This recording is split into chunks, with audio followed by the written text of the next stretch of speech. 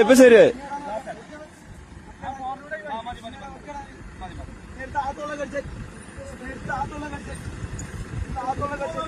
ആ കുടിക്ക് ശങ്കര നമ്മളെ വടംവലി തന്നെ, വേറെ ഒന്നും നോക്കണ്ട. ഇവിടെ പിടിച്ചൂടെ ടൈത്തറോ. ആ പോറ്റങ്ങണ്ട്. എന്ത് ഫോർച്യൂണറാണ് നമുക്ക്.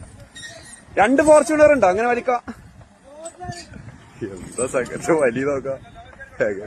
ഇങ്ങനെ പ്രാന്തായിട്ട്